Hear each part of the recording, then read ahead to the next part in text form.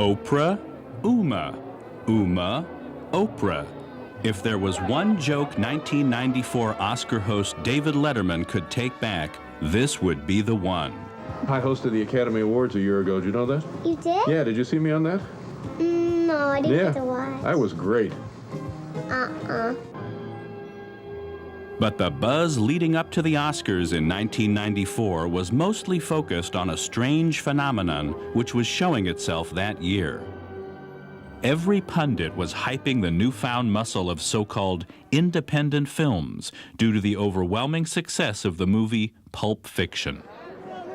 Many in the media characterized the '94 race as a battle between the smaller independent filmmakers and the big, cold-hearted studios for the ultimate control of Hollywood's creative soul. On the side of the indies in the Best Picture category was Four Weddings and a Funeral, an English film, and two films which had distinct Hollywood pedigrees, The Shawshank Redemption and Quiz Show, which was directed by movie legend and Sundance Film Festival co-founder Robert Redford. Both films were human dramas with stellar casts set in bygone eras. The Shawshank Redemption had first started life as a short story by horror master Stephen King. If you want something done right, you ought to do it yourself. He's a terrific writer, and not only is he a terrific writer, he writes great characters. So they're characters that actors want to play, and he's got a great imagination, too. Then there was the studio juggernaut. Forrest Gump was the film to beat that year with its romp through history, its groundbreaking special effects, and last but not least, crowd favorite Tom Hanks in the title role. The final film in the Best Picture category was quite possibly the only film with a bigger pre-Oscar buzz than Gump, director Quentin Tarantino's tour de force, Pulp Fiction. The film was set in an underworld populated by hitmen, thieves, drug dealers, and one especially down-on-his-luck boxer. In all of this, Tarantino managed to find a story about redemption. He also managed to resuscitate the flagging career of John Travolta, who garnered his second-ever nomination in the Best Actor category. His first had been a full 17 years earlier for the cult classic Saturday Night Fever. Joining Travolta in the horse race that was shaping up to be the Best Actor category were Nigel Hawthorne for his role as George III in The Madness of King George, Morgan Freeman for his inspiring performance in The Shawshank Redemption. If they had made the movie during the 1930s, who would have played that part? That's the Jimmy Cagney part. And Morgan played the Jimmy Cagney part. Dig that. That's how smart he is. And screen legend Paul Newman for Nobody's Fool. Though Newman had had a long and fruitful career, he had only won his first Oscar in 1987 for The Color of Money, playing, ironically, the same character for which he was previously nominated in The Hustler in 1962. Look, I could always buy a bottle, fifth of scotch. What do you want me to do? Just step out in the alley? Is that it? The last nominee was the actor who was rapidly becoming a modern-day Spencer Tracy, the one and only Tom Hanks. Having already won an Oscar the year before for his role in Philadelphia, Hanks' role as the slow-witted Southern hero of Forrest Gump had tongues wagging all over town as to the possibility that he would take home back-to-back statuettes, a feat that had not been accomplished by an actor in this category since Spencer Tracy himself had managed it in 1937 and 1938 for Captains Courageous and Boys Town.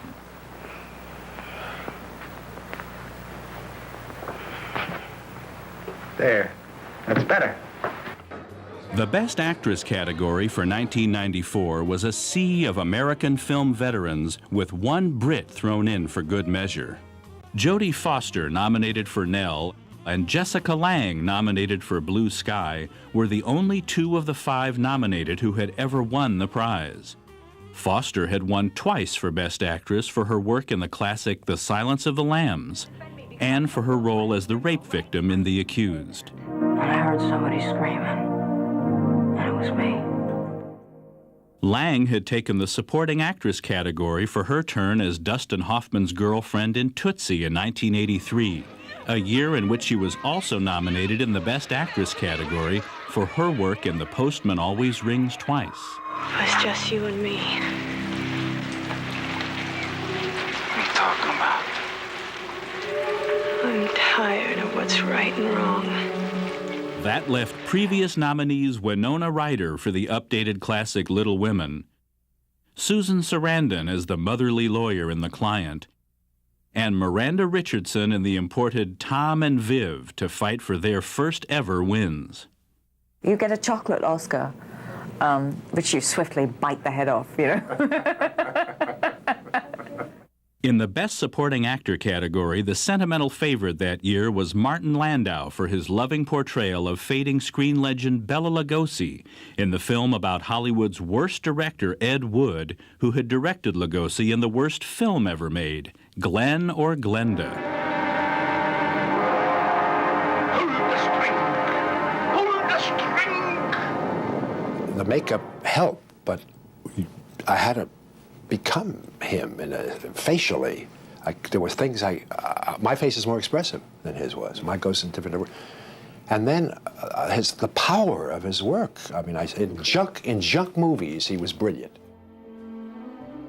Sharing the noms that year were Chaz Palminteri for his work in Woody Allen's Bullets Over Broadway, Britt Paul Schofield for Quiz Show, Gary Sinise for his work as a legless Lieutenant Dan in Forrest Gump, and Samuel L. Jackson for his fiery portrayal of hitman Jules Winfield in Pulp Fiction. The Best Supporting Actress category proved yet again that Woody Allen is adept at writing great roles for actresses, as 2 of the nominees came from his film Bullets Over Broadway. Both Jennifer Tilly and Diane Wiest garnered nods for their work in the film. This was Tilly's first ever nomination, but Wiest was a veteran, having garnered 2 prior nods and 1 win in another Woody Allen picture, Hannah and Her Sisters, in 1987. I haven't done drugs in a year. Rounding out the field that year were 2 Brits and 1 American. Stage legend Rosemary Harris and UK screen staple Helen Mirren were celebrating their first Oscar nominations, Mirren for The Madness of King George, and Harris for her role in Tom and Viv as Miranda Richardson's mother. Uma Thurman was also enjoying her first nomination for her role as the troublesome wife of Marcellus Wallace in Pulp Fiction. In the Best Director category, the race once again focused on the battle between the studio muscle and the indie renegades. Representing the big-budget studio side was Robert Zemeckis, protege of Steven Spielberg and the acclaimed director of the Back to the Future trilogy. The rest were all squarely on the side of the independents. Robert Redford garnered a nod for Quiz Show. That's one I remember about the limousine ride.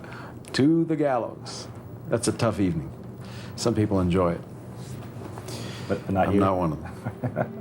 While Hollywood's foreign cousins were represented by Krzysztof Kieslowski for his masterwork, Red. Quentin Tarantino made his obligatory appearance on the list for Pulp Fiction.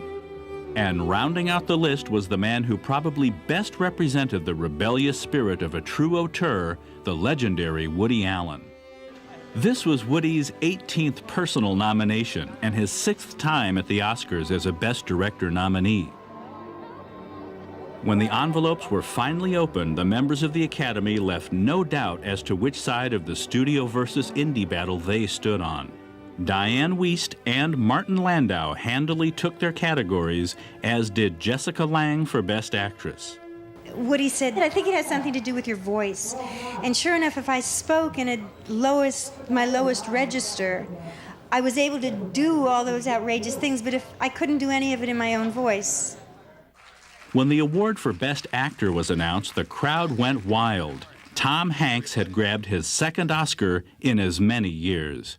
I am now, there's Spencer Tracy, of course, there's Louise Rainier, of course, and I just read today, and I was delighted to read about Jason Robards, who was an incredible influence on me when I was a young man and a young actor, and I got to tell him that in the course of making Philadelphia, the movie that I won the first one of these things for.